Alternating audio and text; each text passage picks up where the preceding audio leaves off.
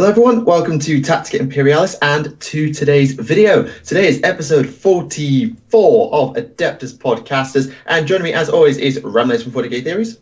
Hello everyone. And Ego Queen Alexis. Yo. And this has been one crazy old week, hasn't it? We're actually recording this episode slightly later than we usually record because Warhammer Fest. We deliberately waited to make sure Warhammer Fest could happen. And it was. And there is a lot. Yeah, there was a lot. There was one heck of a lot. I mean, I don't think we've seen everything, even at the time of recording this, but in brief, for you 40k fans, which is who are the people watching this video. So, for 30k, you have the introduction of Anachris Scoria and Genetia Kroll, which are leaders of the Dark Mechanicum and the Sister Silence, respectively. Ironically, she might still be alive. I don't know if the Sisterhood are immortal.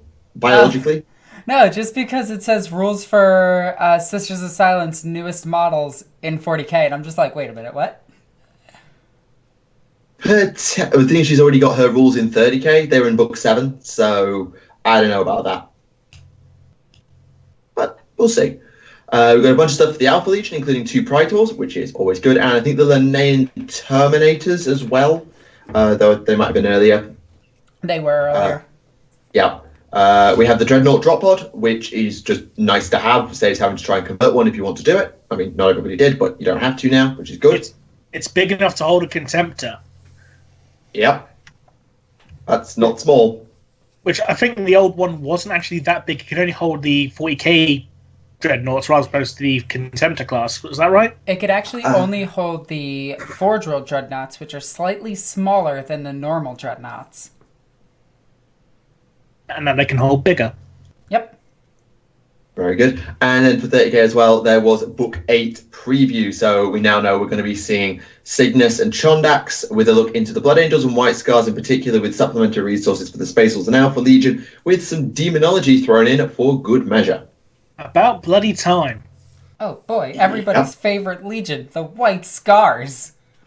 The main reason nobody likes them is because nobody knows they exist because they have no lore whatsoever. White Scars, surely you mean Star Hunters.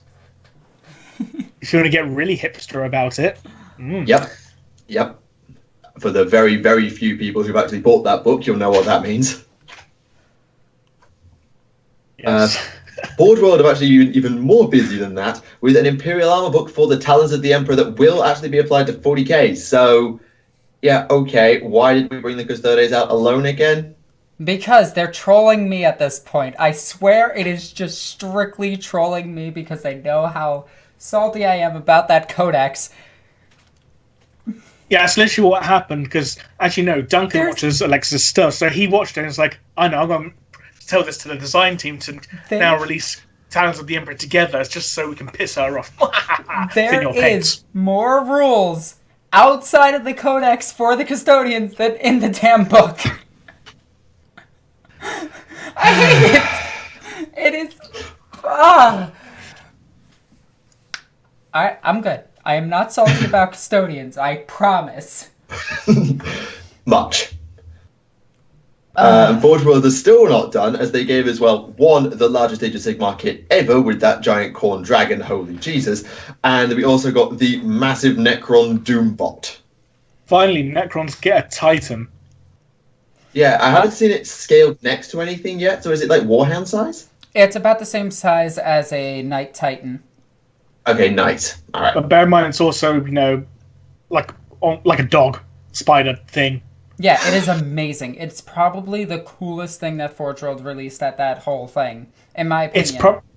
It's probably also going to be a bitch to put together with all those spindly legs. Oh, yeah. I know, it's going to be cool.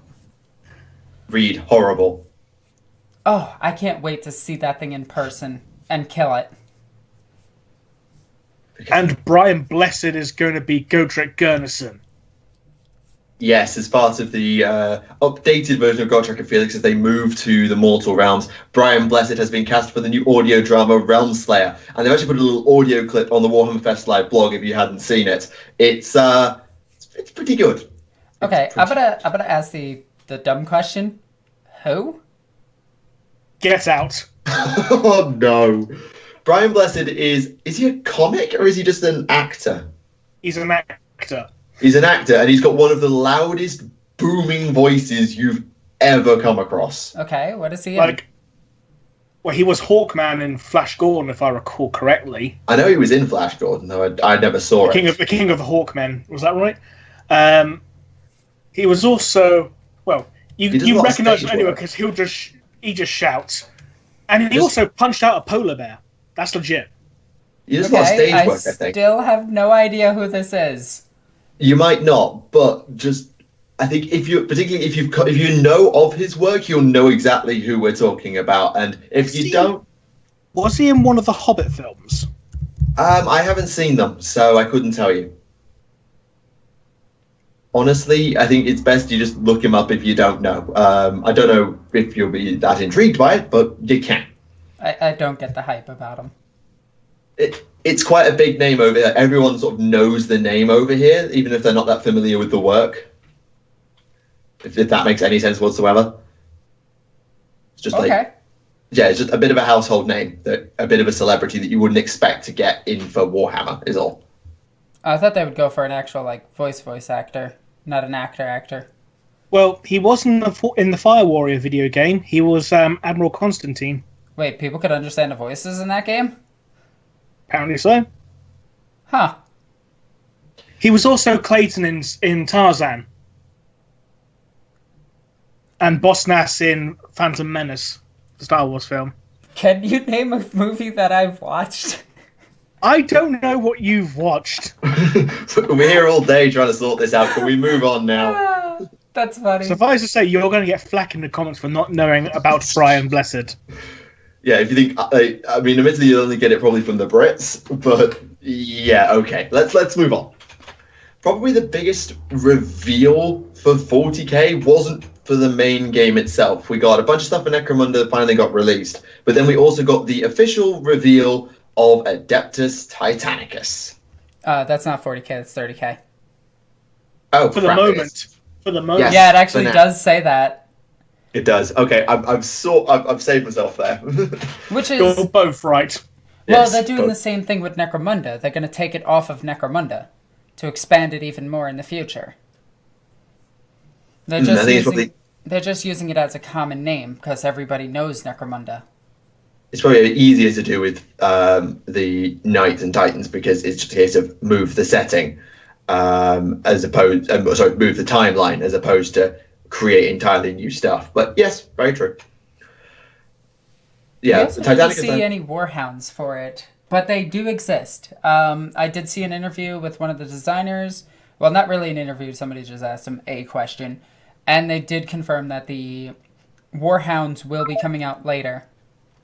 Yeah, so what we got to look at in the... Oh. Yeah, we lost Remleiz. Just continue. Yeah, we're having a few connectivity issues. We'll hopefully get that sorted. I'll just keep talking. But as far as Titanicus goes, we got a look at the Warlords, the Reavers, and the Knights. It says that they're going to be available in plastic, all in a range of ultra-detailed, highly posable kits that capture all their intricate mechanical detail. Highly posable. Every single one of them was static. In this particular example, it doesn't mean that they're not posable. Yeah, I wanted to point that out right away. The ones probably from the box set are not posable, and the ones that they release later on will be posable. There's just about 4 or 5 books for it, terrain, modular terrain, a terrain table, which I thought was pretty cool. I kind of want that table, not going to lie. And a few other things that was released for Titanicus, including more background lore. Now, for those of you that have played Titanicus way back in the day, this is not the same scale. This is a much bigger game. So all of your classic Titanicus models, pretty much useless. Yeah, looking at it, the Knights are a little bit taller than a Guardsman in terms of for context, and the actual the big proper Titans themselves, I have seen photos, but I don't know really what to compare them to because I haven't seen them stacked up next to anything in particular. Reaver class Titan. Reaver class is the same size as a Dreadnought, a regular Dreadnought. The Warlords are about the same size as the Nemesis Dreadnought. Right, okay. And Speaking keep in of, mind, they do intend to do all of the different patterns of Warlords, Warhounds, Reavers. So we will see the Mars pattern, the Lucius pattern, the Alpha pattern. We even might see things like the Warmonger, the Emperor-class Battle Titans, things of that nature. I somehow don't think they're going to go to an Imperator or a Warmonger somehow. I don't know. I feel like they're not going to do that because They might do. They might, but I just have a hunch that they won't. Well, they said all new Titans will be coming out along with this. True, but they've also got to, if they're going to move the setting to 40k, they've got to put out Chaos Titans as well. Well, Castigator. If it's going to be Titanicus, a proper Titanicus, they need to put out the Orcs, the Eldar, and all sorts of other races as well.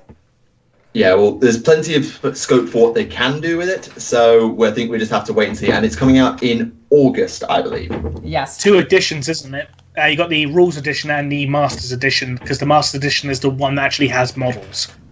Yeah, I feel like there might be an intermediary stage to that, but I haven't seen any of the full notes, but I feel like there might be even more to it. Someone who is there would probably be able to confirm. We also got one of the coolest little things, it's a third-party thing, was the, I quote, the Table of Ultimate Gaming by Wood Robot, who have partnered with Games Workshop, or partnered, I should say, to create a 40k and Age of Sigmar gaming table, and oh my Emperor, Those it looks look awesome. amazing. You're also forgetting the Sister of Battle. Yes, as one thing at a time. To that. Yes, Yeah, that table broke the though most. was pretty sweet. Yeah, just Especially because you got a little rack thing to put all your codices and rulebooks in as well. Yeah, it's got like, and you can even like stick them together. So those will probably be 6x4, but you can then combine them with other tables to create even bigger tables, and it's going to be amazing. There's also a new set of leggings there. True, there was the various exclusive clothings. I think there was an Iron Malfarius t-shirt, among other things. I can't wait. I want all of the leggings. I love them. I think they are cute as hell. And apparently somebody is convinced that Michael has said that he wanted them as well. I don't think so, but... What happened was, on stream yesterday, I didn't completely shut the person who raised it down like a moron. Okay, so you do want the leggings. Got it. Are they available in Tau? Not yet. No. The Tau version. But anyway, let's move on to the actual, probably final piece of news. I think I've covered everything that is in Age of Sigmar. By the way, Age of Sigmar had an amazing weekend, and don't let anybody tell you otherwise. The stuff that's coming out looks amazing in my mind. Except for the fish people. Those look silly. And came out 6 weeks ago, but I know, but they look really silly. The spell models look cool, though. The various, what I think are the Great Maw and the Purple Son of Zerus reincarnated do look pretty damn awesome. A nightmare to paint, I suspect, but pretty damn awesome. We did get a new edition of Age of Sigmar, which was kind of cool, because I made a joke about it dying, and I thought that was pretty funny. We also got... Yes, it was. We also got a ton of new stuff for Age of Sigmar, as well as seeing the ridiculously stupid spells that they're going to be doing, like the Pac-Man mouths. Or that looked awesome. Or Punchy's green energy skull thing, but red. You mean the Burning Head spell reincarnated is what I think it's going to be. Or maybe some sort of flame vortex. I don't know. Basically, Age of Sigmar's getting a new edition. There's a new army of Nighthaunt who look difficult to paint and difficult to build, but really damn cool. Oh, is that the army that's full of the Welsh Christmas ghosts? It's the Spirit Army, and there is a section of them that I affectionately nicknamed the Ghosts of Remleiz because they've got quite sticky outy skulls with spears. Sticky outy skulls. I'll show you the image. This is the official description of Remleiz now. Shut up. I'll send you the image. If you're talking about the ones just like a cloak with a horse skull and a spear, those are the Welsh Christmas spirits. Right, I think we are talking about the same thing. I'll double check by sending it in the chat now. Yeah. Those. Seriously, people, if you look up Welsh Christmas traditions, you'll see that the Welsh put horse skulls on sticks and put a cloth around them with like baubles on the eyes, because the Welsh are endearing in that way. Yeah. Yeah, we got the Nighthaunt, we got the Stormcast Sacrosanct Chamber. Oh my god, I have 4,500 points. I was just about to stop collecting Stormcast for a bit to go and play Idoneth, and now I want more Stormcast. It's really annoying. We also did get the reveal of the, what was it, the Rogue Traders, and the really, really silly-looking Nurgle people, guys. Yes, that is on... Are they actually Nurgle, or are they just generic warp-tainted, corrupted guys? I'm pretty sure they're just warp-tainted, corrupted guys, apt description of them. But they just look like they're out of, like, the old Teenage Mutant Ninja Turtles, like, cartoon. I just can't want take to them say seriously. that the teaser trailer for Rogue Trader has some porntastic music. Also, it has trailer. the goodest boy ever. The internet kind of had a meltdown over that dog. That is the best dog ever. I want that model so bad. I want like 30 of that model. And yet no one cared with the one in Necromunda. Poor boy. Everyone forgets him. If I could get him too, I would. I would give all proper puppers a home and give them hugs. So you're going to collect Space Wolves now, are you? No, proper puppers, not mutated human hybrids. Did they finally get rid of that lore? No. God damn it. It's so dumb! Considering the Lehman Russ Primarch novel literally opens up with a initiate. He takes the elixir, gets dumped out into the middle of the Fenrisian wastes, and he's a fucking werewolf, and he changes back by the time he reaches the Fang. Because that was very Space Wolf. You know what? No, because there's blood gorillas and space sharks turning into actual sharks and stupid nonsense with marines. Where are our parrot people? We want the parrot space marine ship. They turn into parrots. They grow huge beaks they can crush people's skulls with. That aren't Zinch. Really? And yet people complain about female space marines. And now the comment section is going to have a meltdown. Speaking of which, it's my lot of Battle got their first reveal. Yes, we got a 3-dimensional image of what the Sister of Battle is going to look like, and I gotta say, it's based on one of the best pieces of artwork. Her face does look a little bit butch. I'm not gonna lie about that. That's a problem. But, well, yeah, because the internet's having a meltdown over that as well. But all in all, with a good paint job, a proper paint job, she'll probably look amazing, and I can't wait to get the Sisters of Battle kits. I mean, I'm probably going to drop about $1,000 on them. The question is it just a generic sister, or is it actually our sister Miria from Faith and Fire, considering that's what the model's based on the artwork of? It isn't Mira, unfortunately. I can definitely say it's probably not a basic sister, just like I think the armor's too detailed for a basic sister. What it is... I think it might be a sister superior. No, it's not a sister superior. She doesn't have the proper shoulder pads for that. But what it actually is, it's a special release that's coming out before the initial wave of sister kits. It's just going to be a anniversary or just a collector's edition sister. Oh, kind of like the Canoness was originally. Yep. Yeah, that one based on a second edition Codex art. Viridian, I think her name is. Yeah, I have 3 of her now. Funnily enough, do you know she was actually based on John Blanche's wife at the time? He must not have thought too highly of his wife. All right, that was mean. I apologize. That was exceptionally mean. What? The model is hideous. I apologize to John Blanche. Well, I'm sorry, John Blanche, that the sculptor for that model did a horrible job. That says nothing as to the artwork itself. Oh, I was talking about the model. Yeah, exactly, but that has nothing to... anyway. But yeah, actually... Yeah, going back to the actual 3D render we got, that's the first Sisters Battle art I ever saw, because it was the cover art for them in the 4th edition rulebook, which was the first 40k book I think I owned.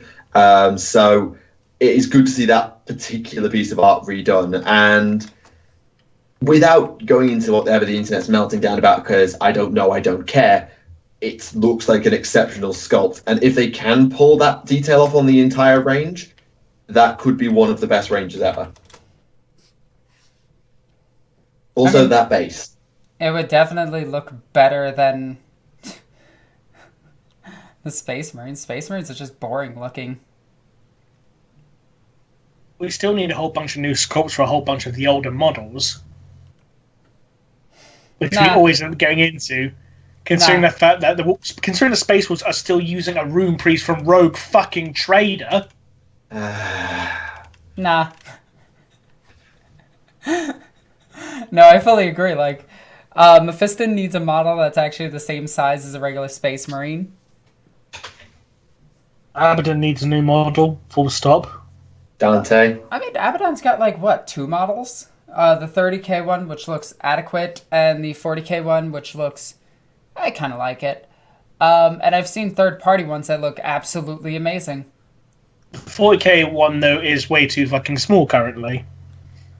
Yeah, Abaddon's kind of like Mephiston. It just needs scaling up and touching up for the modern age. Really. I mean, they're literally second edition sculpts from like 1996 or 97. Yeah, but the pose itself is not bad. It just needs scaling up with a... I can agree with that. So, with a ton of new releases from Warhammer 40k and Age of Sigmar, including a new edition, and a ton of new models, and 2 new skirmish games, this is looking like one heck of an expensive year for 40k and Age of Sigmar fans. It's been a very good Warhammer Fest.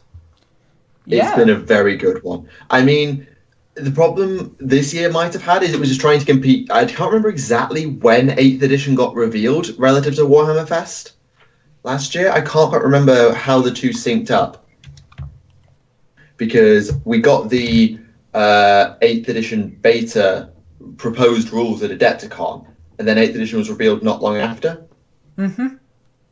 So I can't remember what it was like relative to Warhammer Fest last year, because this year had to try and compete with the 8th edition 40k reveal. And I think it did. Yeah, I think it did. There was a lot of cool stuff at this one. So I think we covered all of the news, which was a ton of stuff, and I believe all of us have made our own individual lore, if not reveal, reaction videos to this, except for Remleiz, who doesn't really do that. Yeah, I did a quick stream about just talking about mainly the Age of Sigmar stuff midway through the Saturday, but I'll probably do a proper official video next week. Where I get to talk about it all in depth. Just one final note for Warhammer Fest. We don't have the final results yet, but they're both playing host to a grand tournament, AOS and 40k. And at the top tiers for 40k going into the final round, it's Orcs, Mixed Chaos, Drakari, and then it goes into Demons, Chaos, Guard, Craft Worlds, your typical stuff. Surprised Blood Angels aren't winning it. Mixed Imperium doesn't come up until about... I don't know, 1, 2, 3, 4, 5, 6, 7, 8, 9, 10, 11, 12, 13, 14, 15th is Imperium. But then God again, is in 6th. The British, you guys never play as aggressive as we do. You mean we play more sportingly because that's how we play because we're British. Yeah, there's no sport in warfare. You just kill your enemies as quickly as possible and secure victory before they even know it hit them. That's in real war. This is a tabletop game for fun between friends with a competitive edge. Not if it's a tournament. And the like. I could not play it with a little bit of sportsmanship. There's just ways and means. I mean, with my sororitas, I try to take out my opponent as a threat the entire time, while simultaneously making it so that they can't do anything while I grab all of my objectives. Yes, we got that. Yeah, secure victory as quickly as possible.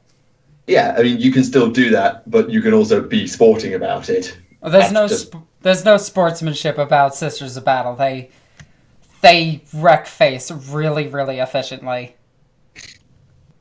Yeah, we gathered. I love my sisters. They're so cool.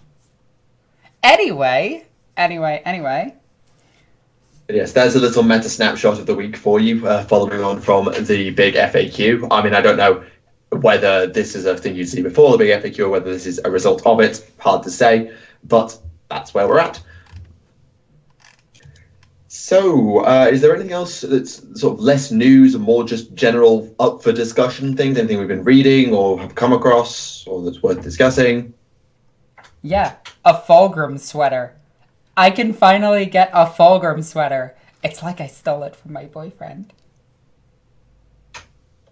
What do you mean, Fulgrim sweater? Is it a sweater with Fulgrim on it, or is it done like his armor, or It's done is it by the just a same crotcheted people. snake?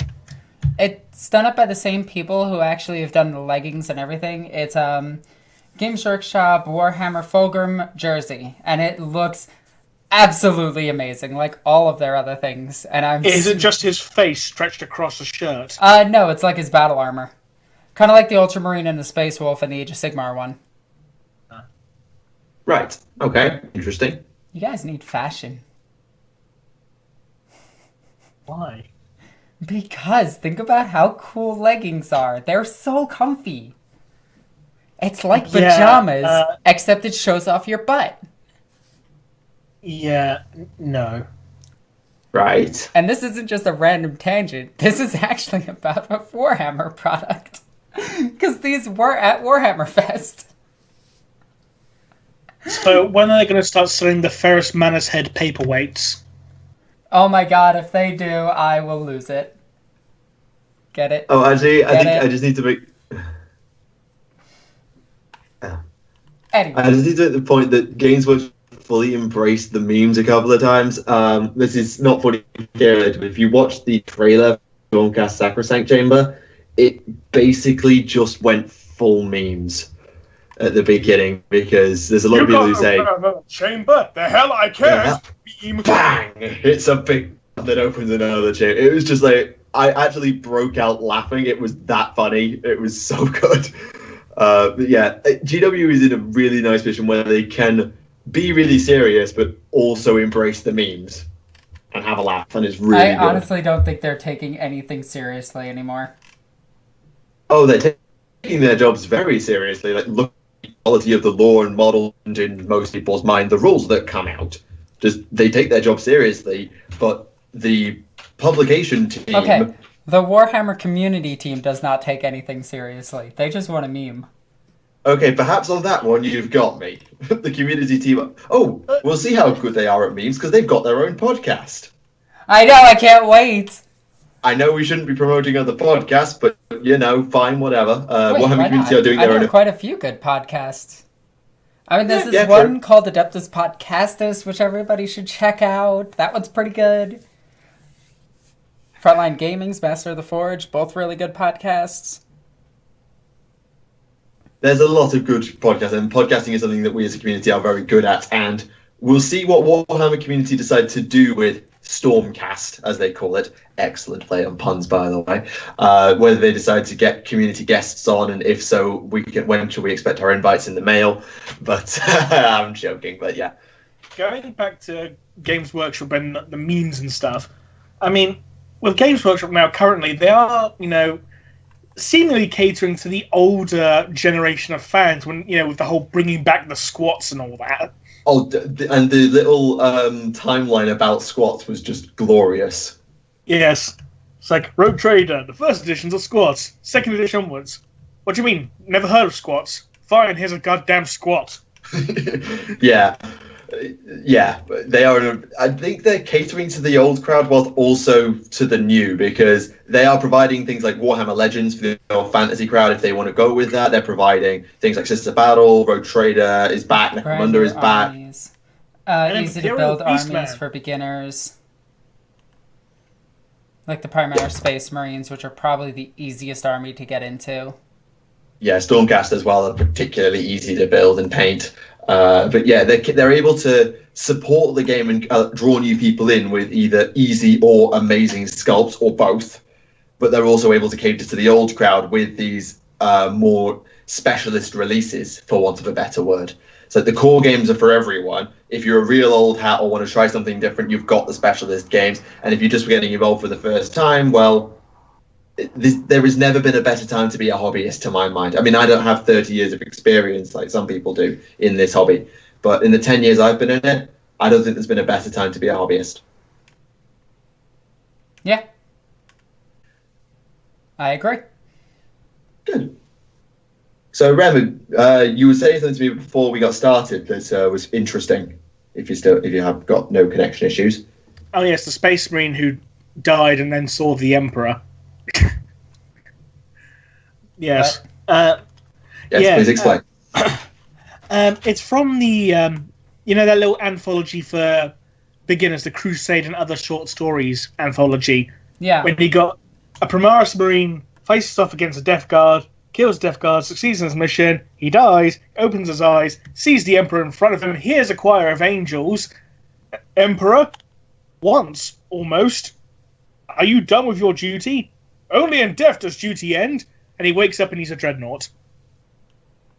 Wait, was that the Death Guard or the Marine?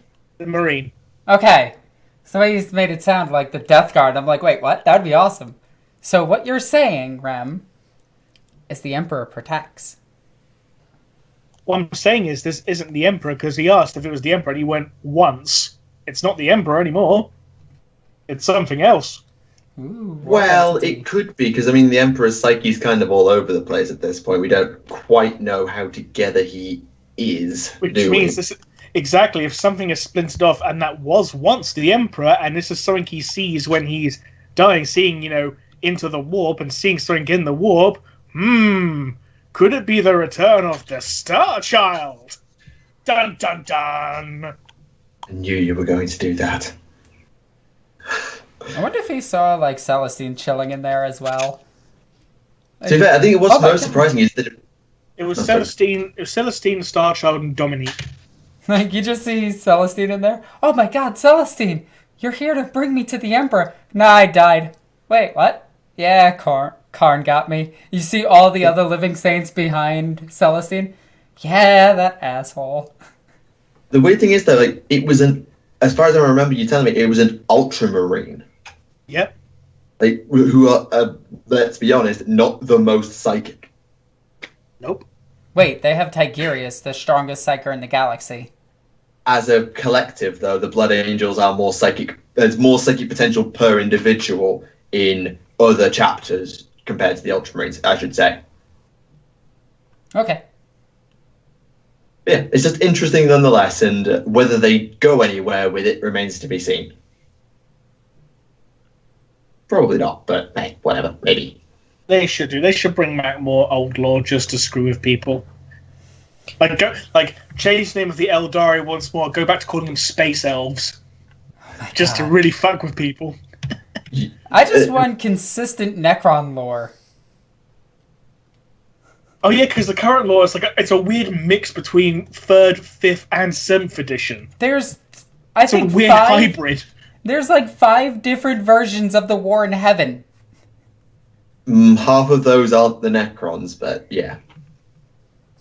What happened during that? I want to actually read a book about the War in Heaven. But do you mean the Eldari version, or do you mean the Necron version? I don't care who it's from. No, but there's 2 entirely separate wars in heaven, that's the thing. There's the war of the Eldari... Well, okay, fine. There's the war of the Eldari gods amongst themselves, there's the Necron tier versus the old ones, and... The Eldari gods against Slanesh. That's called the war in heaven? That's also called a war in heaven, yes, according to I one of the thought that older was just- codices. Oh, I thought that was just the fall of the Eldari these days. It's even in the Demon Codex. It's both. Oh, See? glorious. We need consistency with that. Can we just say that the Eldari were never very good at naming events? What's this? The War in Heaven. What's this? The War in Heaven. And what's this? The War in Heaven. Are these 3 separate events separated by hundreds of years?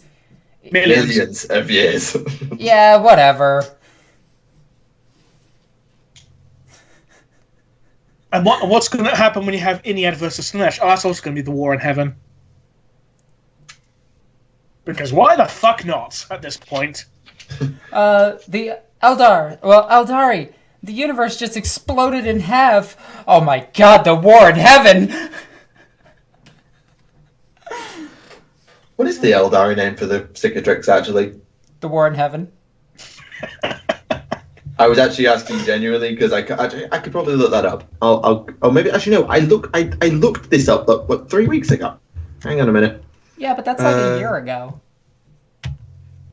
The Dithedian, that's it, the Dithedian. There you go. We'll just call it the Dithedian's Maledictin Grin. There we go. If you translate that into Orcish, it's the war in heaven. Isn't that what the battle between Gork and Mork is called anyway? I don't think that has a name. It's just the never-ending fist fight. Yeah, you know what? I really want to know if it's still canon that the Satan Nightbringer was defeated by Gork and Mork. Because that comes from, like, rogue traitor orcs. In the new Necron Codex, it does mention how the Nightbringer gave the fear of death to every race except the orcs, but doesn't say why. It is a soft retcon, then. Oh, it's not really a retcon, then. Yeah, it's a retcon by omission, which doesn't No, really because count. in the older edition, they say the orcs don't fear death because they defeated death. Yeah, but they've not said that the orcs did defeat the Nightbringer anymore. They just sort of phased that out. So it's a retcon by omission, which is not really a retcon. Yeah. I just find it funny that the Catan were first mentioned in, well, from what I can find, the second edition Codex Imperialis under the Tyrannid section, saying that they were a lesser danger than the Nids and the Sahaduin. Well, they were right on the former. Ish. I mean, how dangerous can they be? They literally have only gained a little bit of souls from the Necrotier. And I'm going to say a little bit by comparison to Slaanesh. They're just a dangerous fart cloud that existed in real space. Is the fart cloud thing still canon or not? I mean, yeah, the only place I've ever heard the Catan's origins was actually in text-to-speech, so I couldn't tell you. No, that comes from, isn't that from the 4th edition Chaos? 4th edition Necron Codex? Yeah, but didn't the entire thing get a complete overhaul when Matt Ward got hold of it in 5th? Yeah, but didn't they overhaul Matt Ward's work again afterwards? So we need to check the 7th or 8th Ed Codex. If you own the 7th or 8th Ed Necron Codex, do let us know. Well, the 7th edition Necron Codex had literally fuck all in regards to lore on it. It was so bare bones. The only thing they added to it was the fact that it was a tomb world that was corrupted by chaos. Yeah. Ooh, that's fun. I mean, in all fairness, the Necrons themselves wasn't stated as being corrupted. No, all it said was that the tomb world was corrupted and the ruler of the world woke up to find his legions locked in battle. That's literally it, so that can mean anything. He could be fighting Chaos Space Marines, demons, Necrons versus Chaos Necrons, we don't know. It's just so fucking vague. Well, that's 40k's lore for you. Yes. But is it as vague as that orc who basically got corrupted by a man of iron? What? Yeah, that's a thing. Yeah. Oh my god. Or the orc that leads the Tzeentchian warband that's possessed by a demon. Oh, was that Garshal? Yep. Yeah. Who stole the blade in Carmine as well, I think. Orcs are just the best. Or the orc that assisted the, the Flesh Terrors in attacking more orcs in exchange for him leaving. He went in and turned off a force field generator, and the Flesh Terrors attacked, destroyed everything, and that orc just left. All the time when Vulcan actually saw Gork and Mork. I wish to hug these creatures. Gork and Mork, oh, I could use a hug. Mork, well, he's big and green. Is he one of us? Dunno. Oh, he's big and green. Must be. I pooped the snoot. Anyway, shall we move on to questions? I think so. Okay. Let's start with this one.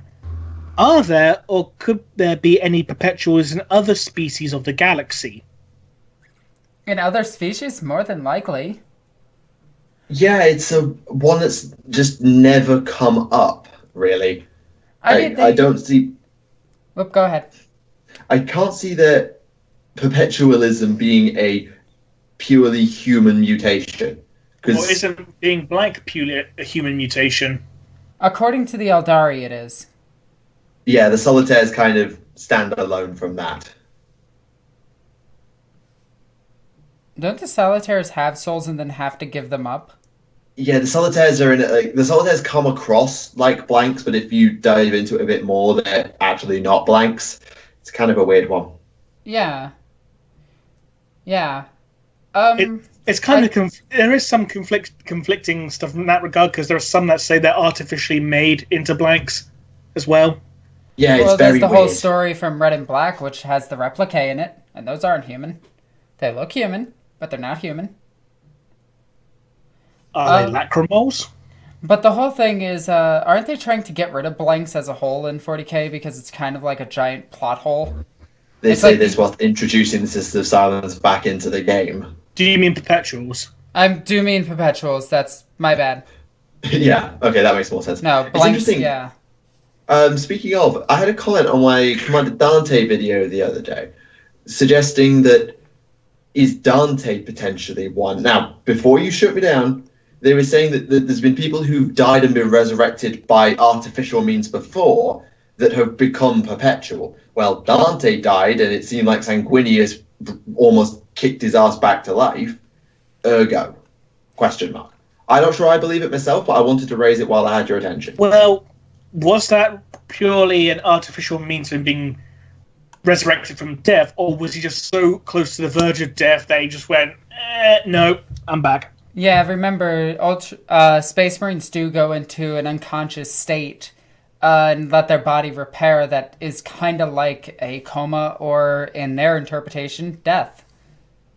Yeah, it's a little bit vague. I just thought I'd mention it was all. It's an interesting concept. I mean, he is the oldest living Space Marine, barring Nort, Sand, potentially that Carcharodon guy. There's also Sergeant Clutin of the Blood Angels. He was Dante's sergeant in the Scout Company. Yeah, the Blood Angels have abnormally long lives. I mean, they have the oldest dreadnoughts, the Furiosos, which are stated to be the oldest dreadnoughts in existence. Poor Bjorn. I was going to say... Yeah, Bjorn is cool. He is a very old dreadnought, but he has nothing on the Librarian or the Death Company dreadnoughts, which literally march with Sanguinius. The Death Company is younger than Bjorn is. Apparently not. Yay, audiobooks. And inconsistent 40k fluff. That's a point. Why wasn't Bjorn put into a Contemptor body? Why aren't any of them put into knight bodies? Like, take the stasis pod and put it into a knight. Is it potentially to do with, like, durability? Because I know with Karab Kuln, he's in a Leviathan dreadnought, and that can sort of burn out a lot faster. Well, the dreadnoughts themselves do make you go insane. Well, the Redemptors, the Primaris ones, they actually do burn them out quicker. Yeah, so maybe it was a case of maybe the Contemptor chassis does, but it's negligible compared to some of the other variants of dreadnoughts that have been developed. And here's another thing. Why don't they just move them into another dreadnought? That's a thing that they can do. You can take the stasis out of a dreadnought and just move it and plug them into a different dreadnought. Granted, but why would that reset the sanity timer? Well, actually, it would be that it's the same thing as a Princep into a Titan. The machine spirit would have to recommunicate with him and might drive him more insane. Yeah, so why not put a dreadnought into a dreadnought? Anyway. No, but it's always been one of my, like, the things that annoy me. It's just like, oh, look, we got this boxy dreadnought that's completely useless on the field of battle, except as a religious icon. And if you try to, like, they die too easy. They are just useless. In my opinion. But if you, like, on an open battlefield, which Space Marines normally don't fight on, if you had a knight that had a Space Marine pilot, you would have the reaction speed of a Space Marine in a knight, the accuracy of a superhuman, and you would have something far more useful. There's probably cultural reasons for that. There are legions of... Well, not legions. There are Titan households. There are households dedicated to Space Marines and serving with them. Wait. I'm pretty sure they could be like, oh yeah, we just took the Princep out and just plug your Dreadnought chassis into it. It'll work. I don't know. I feel like there's probably, particularly with the ones that aren't oath sworn to a Space Marine chapter, there's probably cultural reasons of it's always been humans, therefore it will always be humans. Or augmented. The whole thing with the Mechanicus going, if you're cannibalizing and remaking machines, Yeah, there's probably very oldie, techie reasons why they Except don't the households do it. of the households don't follow the Tagmatas. They're not restricted. Hence why it might just not be a Mechanicus thing. But who's going to who would install it? Oh yes, the Mechanicus. If they're not on board with it, not going to happen. Well, you're saying the Mechanicus like they're one giant organization that is super adherent to the rules. There have been... I know they're not. Like, an inquisitorial tech priest will just make something. He will break his oaths to Mars just to help out the Inquisitor. Yes, but that's because he's under the employ of an Inquisitor, so the rules are slightly different in that regard. I'm sure you can find a couple of rogues that are willing to do it. Yeah, I don't know. I feel like it's not that it could not be done on a technological and a biological level. There'll be reasons why that we just don't know because the law we have on the Knightly Households is just lacking. I'm just hoping like somebody like ADB is listening. He's like, that's an awesome idea, and just does it. Okay, next question. Do you think the Blood Angels need more development before the Siege of Terra? They're getting book 8.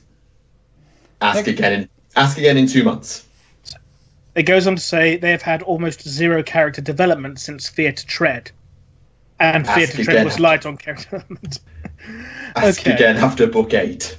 I actually personally do. A couple more books, novels describing their personalities and their cultures.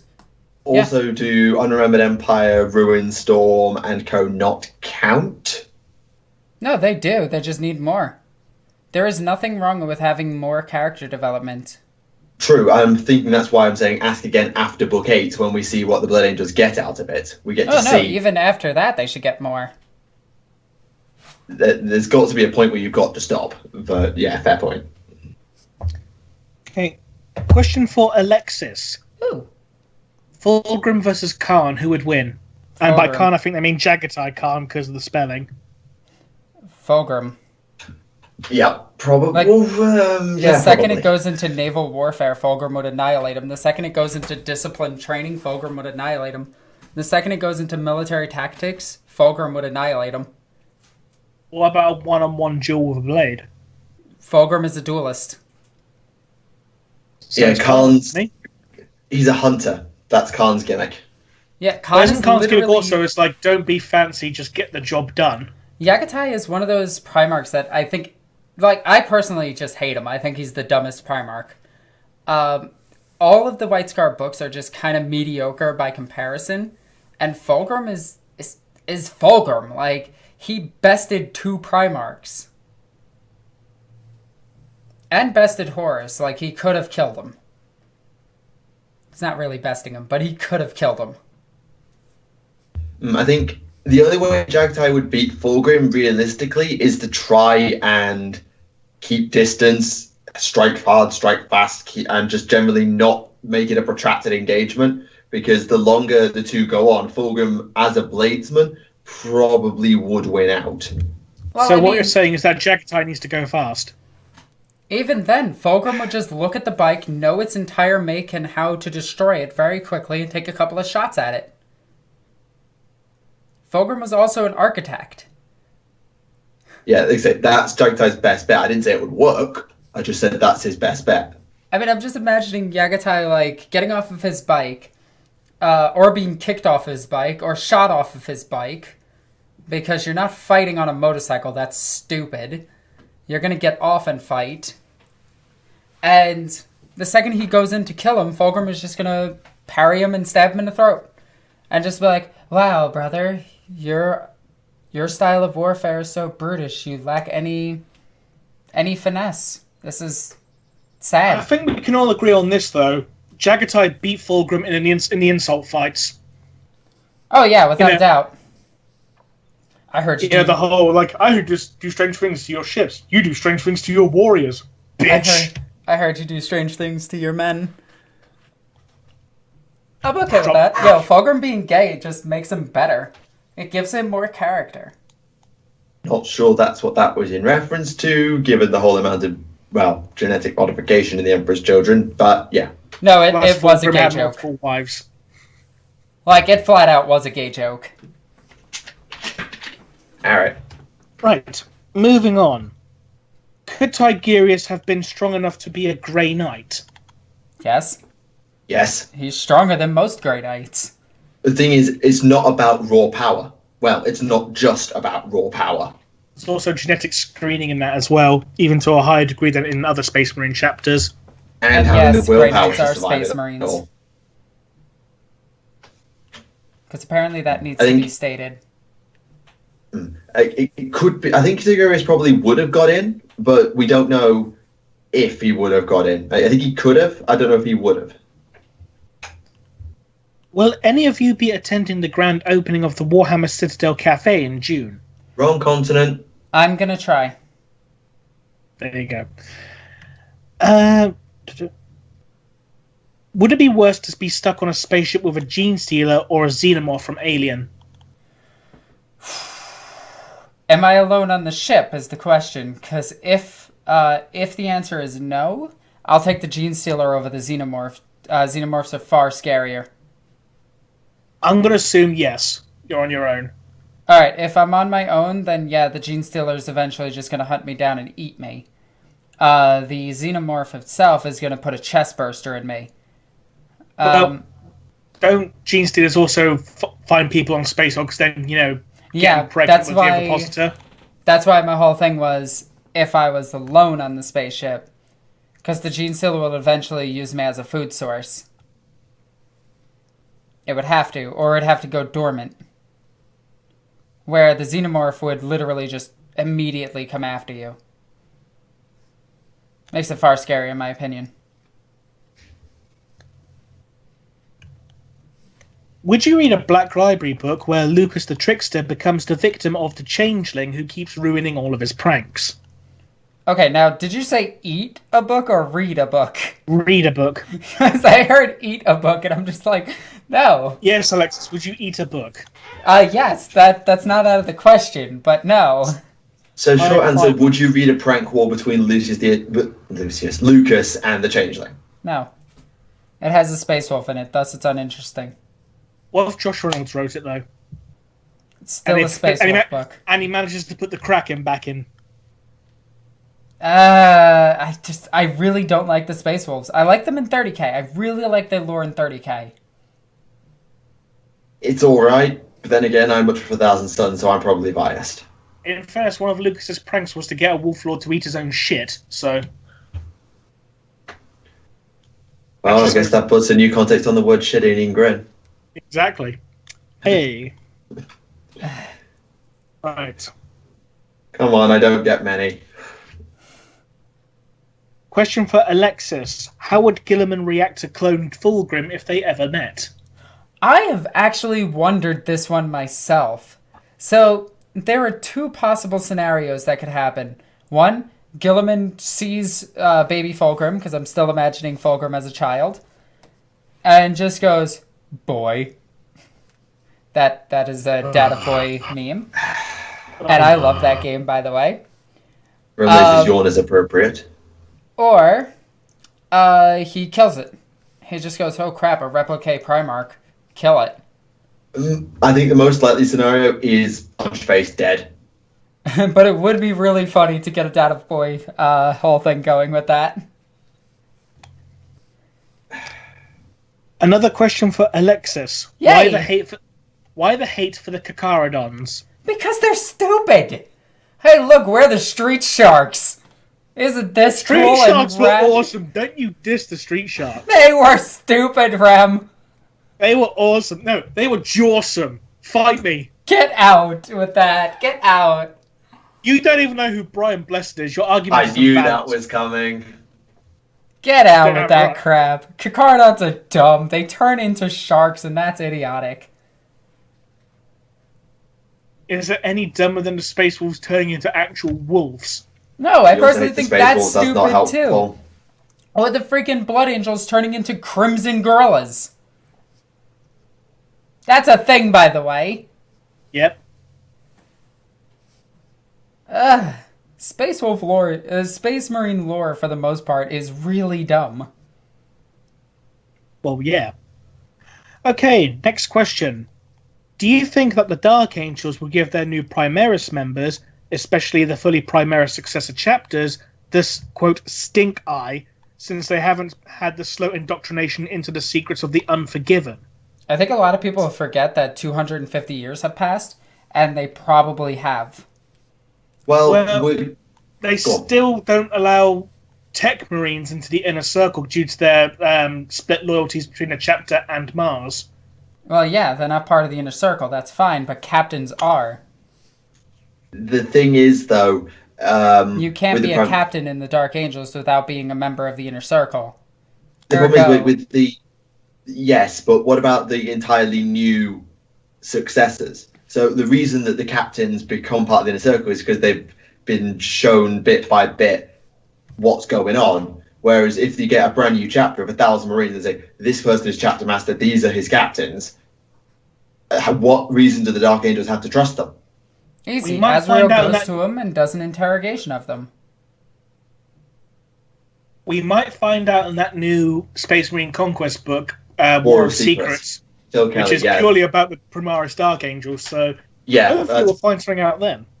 Yeah, I think it was certainly a bit at first. They won't have even given them a look in, and they'd have had to have seriously earned that right to information. I think they will be in the inner circle eventually. No, they are in the inner circle.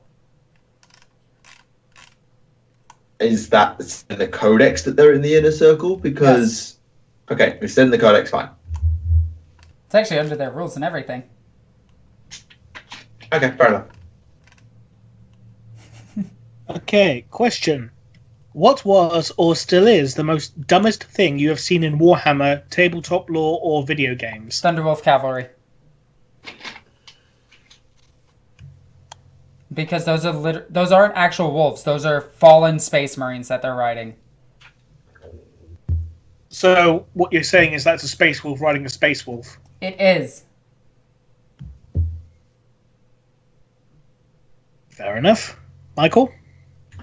I don't generally read lore and think that's dumb. I try and give... I mean, initially when I saw the Lord of Change model, I thought that looked dumb, but then I changed my mind. So I'm not the best person to ask about what looks good, because I'm possibly too willing to give things a chance. I don't know, honestly. I judge things based on their looks immediately. Yeah, but then I do that, and then I change my mind about 3 or 5. It takes me a couple of weeks to come round to the idea. So I thought, like I said, the Lord of Change looks stupid. I thought Mortarion looks stupid. I still think Mortarion looks stupid. I mean, he's not the best looking, but I can sort of accept the way he looks now. And that's the general thing. So my snap reaction to something is not something I trust to say, yeah, this is going to be my opinion in 5 weeks' time.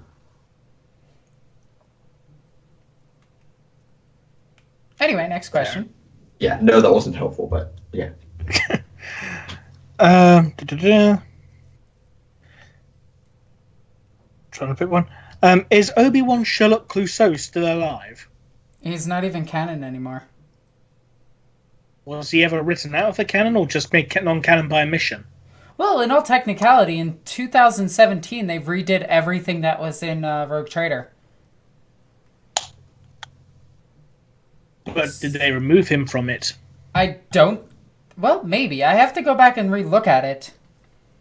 Because that does violate a hell of a lot of copyright laws.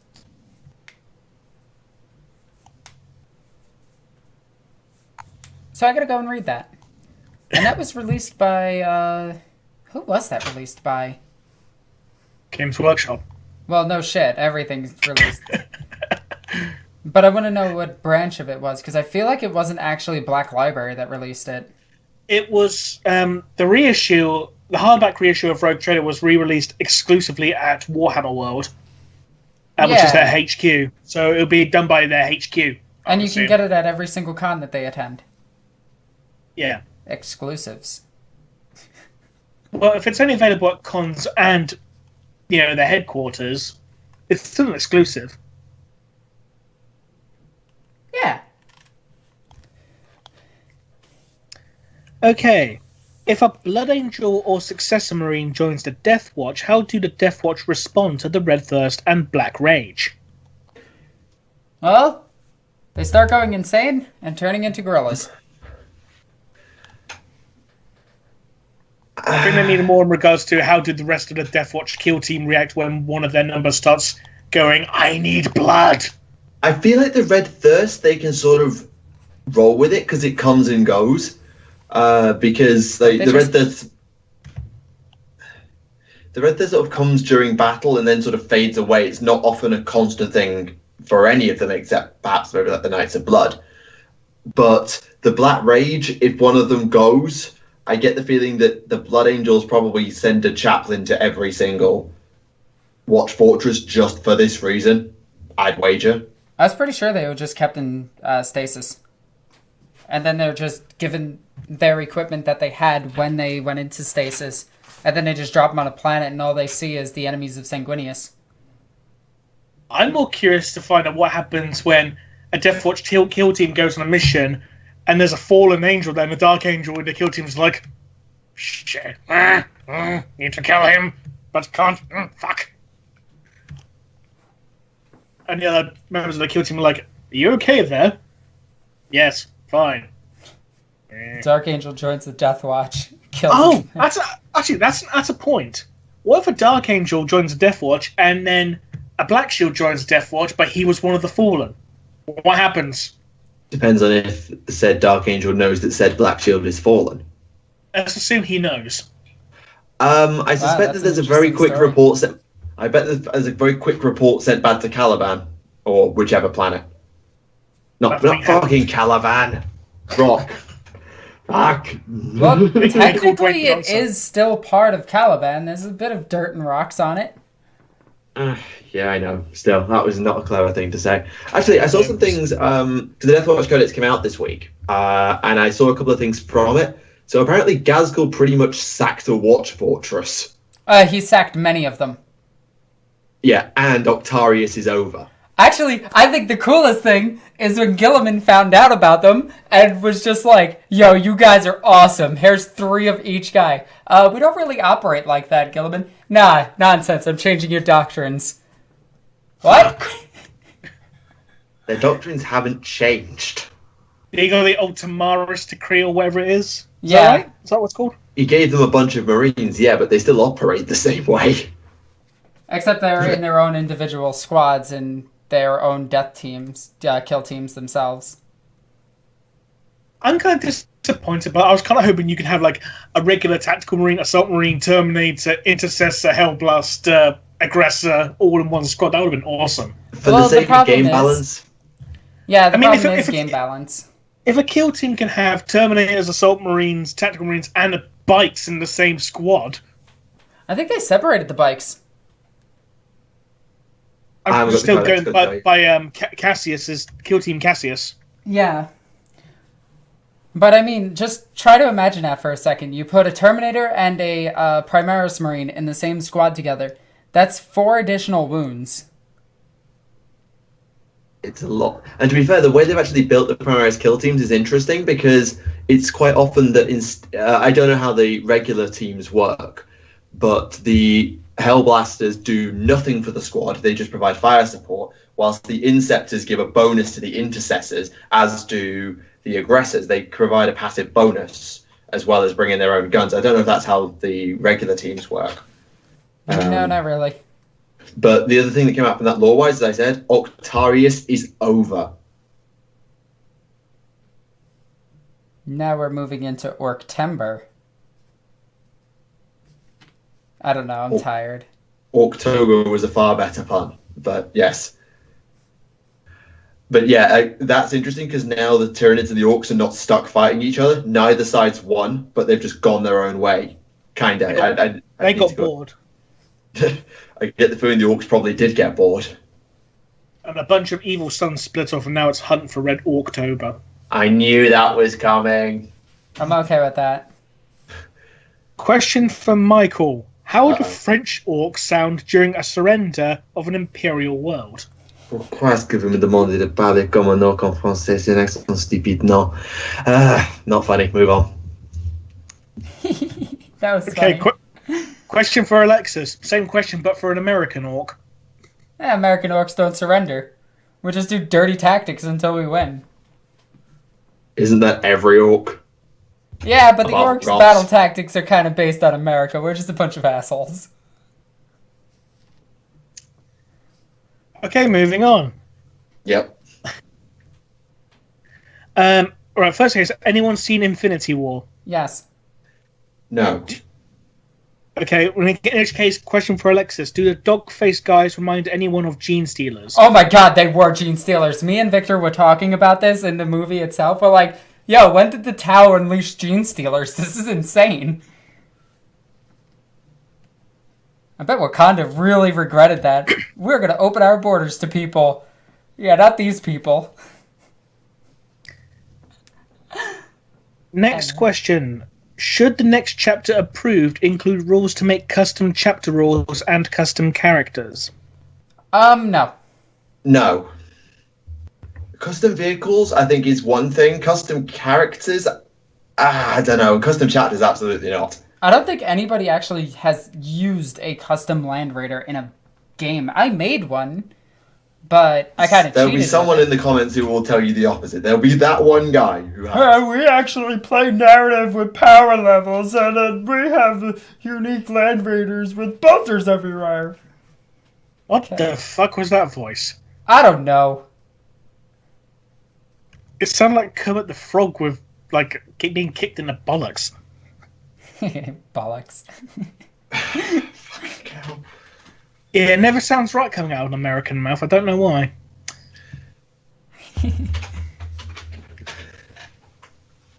Right.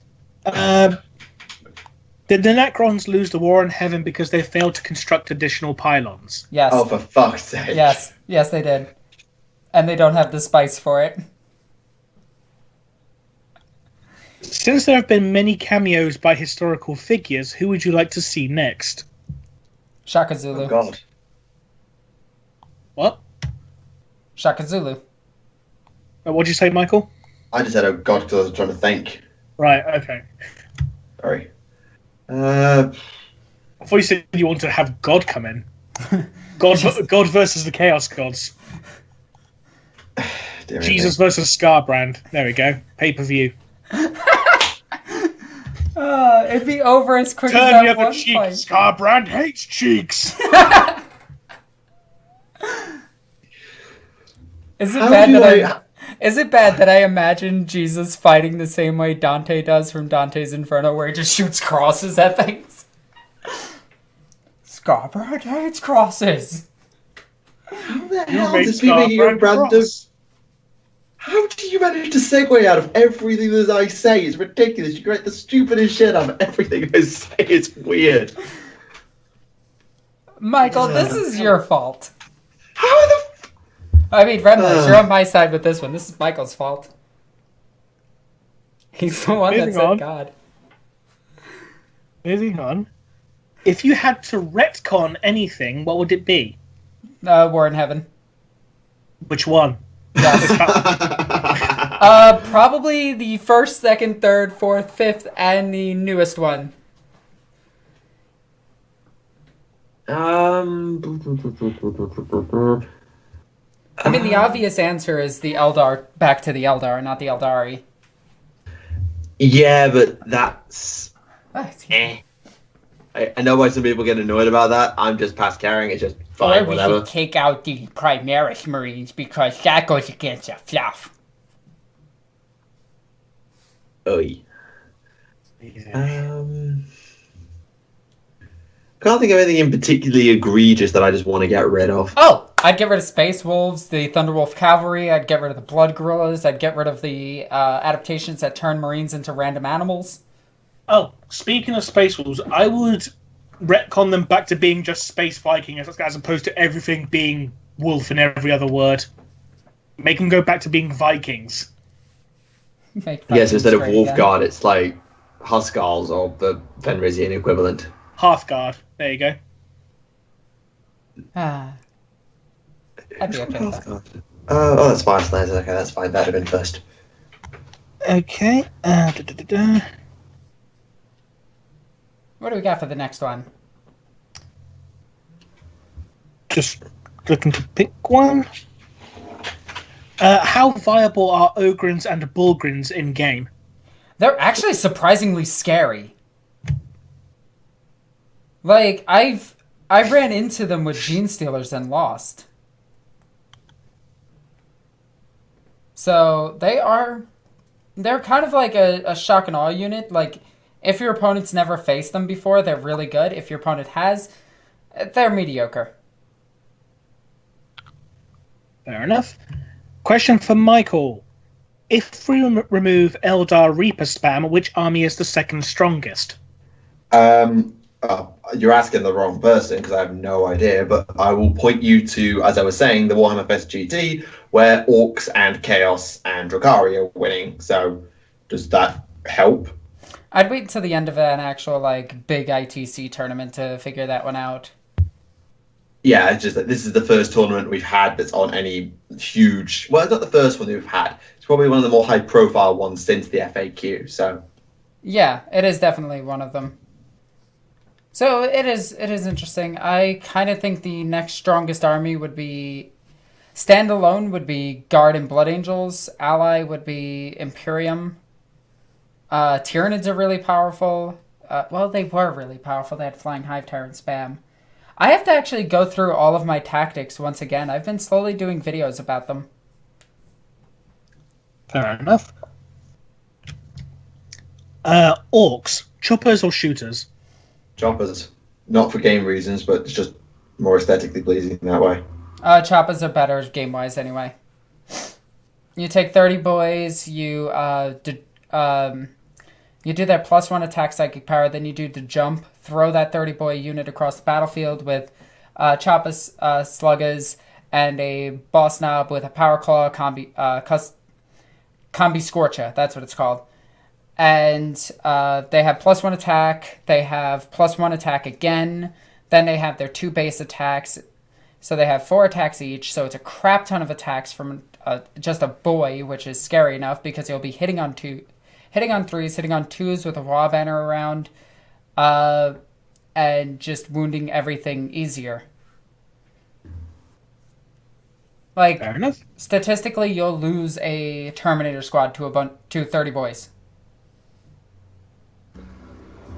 Okay. What do you think will happen to the remnants of Cadia? Will they serve until they die off, be given a planet, or otherwise? They're turning all the asteroids into fortresses. What commonly happens for a regiment after they lose their home world is they have to be able to reinforce from elsewhere, or they just are left to die. Because a regiment, when it's built, or when it's raised, is never reinforced again, officially, apart from Vostroya. So they have to reinforce on their own. So if the name Cadia is enough to convince other regiments to merge with them after enough battle damage, then they'll keep going in that sense. I know that's what Pask is doing, I believe. He's recruiting the best of the best to form a new Cadian company. But the amount of actual Cadians is just going down and down and down, even if the name lives on. Cadia stands. The planet broke before the Guard. The Black Templar ran before the Guard.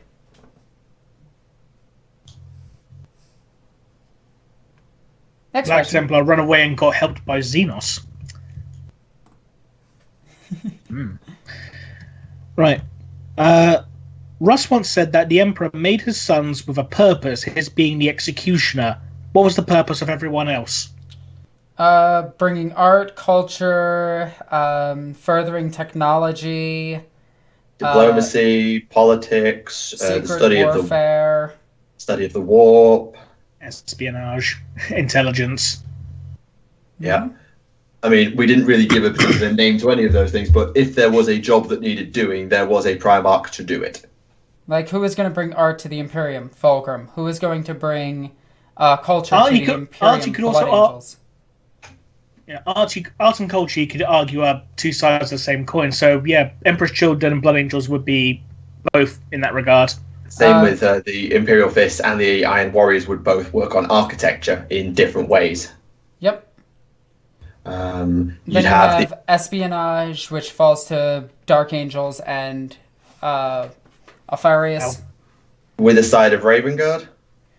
Raven Guard are kind of like SWAT teams. They're just there. Then you've got your hunters. Khan is obvious, and Horus a little bit, although Horus is more your big face, your leader. Horus is diplomacy. Gilliman. Horus is diplomacy. Gilliman would be more bureaucracy, wouldn't he? Yep. Yeah, Gilliman might be more politics and bureaucracy and things like that. That's a fair point. Angron's just a child in the corner screaming, eating Tide Pods. I mean, yeah, you have to have one of those. And Angron and Kurz were your two main terror tools. Like, Kurz is actual terror warfare, but getting run through by the World Eaters would be pretty damn terrifying. We don't know what the World Eaters were originally meant for. Considering they were called the Warhound, I would assume it was something to do with war. Well, yeah, or dogs. It could have been dog walkers. It's kind of sad to see what happened to them. Their story is very tragic. Yeah, I much prefer old World Eaters to new, because it's the reason I prefer old Khan to new Khan, because old Khan is a tragic hero who, admittedly, right at the end, screws himself over. But, yeah. Alright, next question. Okay. Question for Alexis. Yay. I play Dark Angels and like Deathwing. Is there any way to play Dangles without using Hellblasters? Because in my experience, nothing seems to work. Unfortunately, no. I hate to say this, but actually, no. I will point you to a YouTuber that I actually like who plays Dark Angels. Winters SEO. Not Winters. Glacial Geek. Glacial Geek actually plays the Dark Angels, and he plays them very well, but to be honest, Hellblaster spam is kind of their MO at this moment. You could do bikes, but bikes aren't that good. And now it has to be mixed wings if you want to take Terminators. And the only Terminators worth taking for any army is the Deathwing Knights. So you're only taking Dark Angel Terminators. All of the rest are horrible garbage. And even they're mediocre at best. Yeah, Dark Angels are in a random spot because they're really good with Primaris Marines. Kind of terrible with everything else. Fair enough. And how are we doing on time? I can't actually see a record time, but we've been on for 58 minutes together.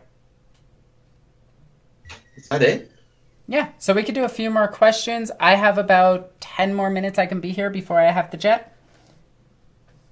Okay. Let's get one or two more in before that, and then if there's anything else Remleiz and I want to discuss, we can maybe do that before we wrap up. Okay. Okay. Let me just see if I can get another question up. I see how it is, Michael. You don't want me going on a rant. Yeah. Oh, I didn't say that. I'm just if you've got to go, you've got to go. Oh wow! Now Michael wants to kill me. I didn't. See, first you want Jesus to fight Scarbrand, now you want to kill me. I see how it is, Michael. How the hell does everything I say get so twisted and warped? See, this is why you can't trust the Tau.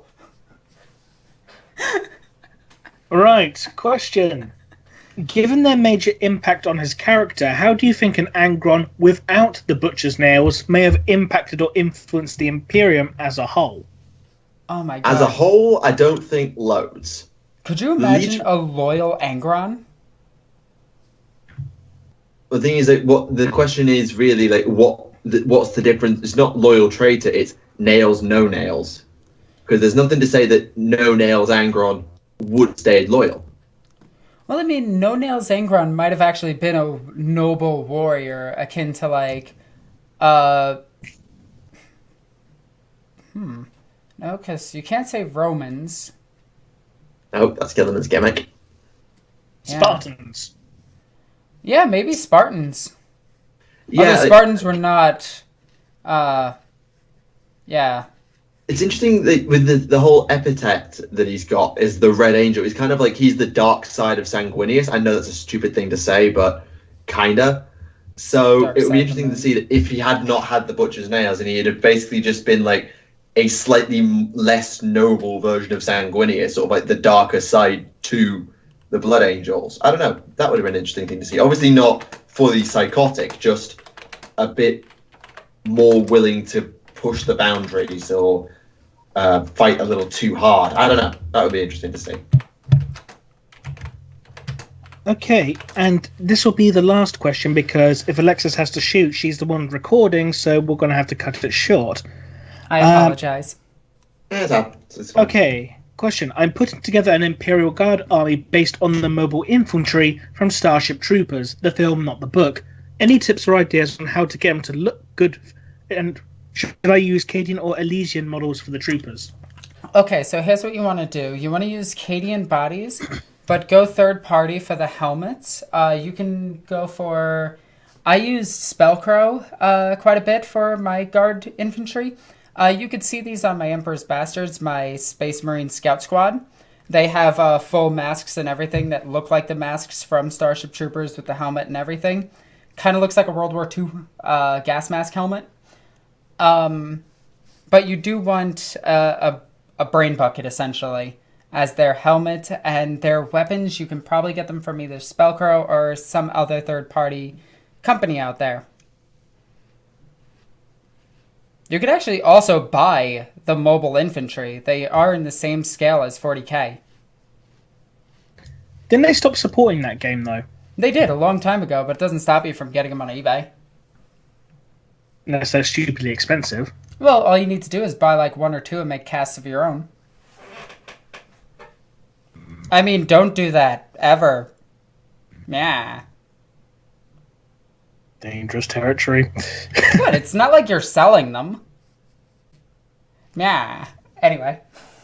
Yes. Now be the last question of this edition. So, if we didn't get round to answering your question, leave your question below in the comment section with the word question in front of it so we can try and get to it next time. Yeah, apologies for having to cut this one a little shorter than usual because, well, we had a lot of news to do with Warhammer Fest and everything, and we're on a bit of a tighter time budget, so apologies for that. Yep. Anyway, quick little rants. All Alright, well said, Michael. I can't think of anything. You, Rem? No, I've got nothing to say, really. Okay, then I have something to say. I really want those leggings. They are cute as hell, and I can't wait to get them. They are so cute, and I hope GW does more things like this. It does attract more women to the game, and that's kind of awesome, and I'm really excited about that.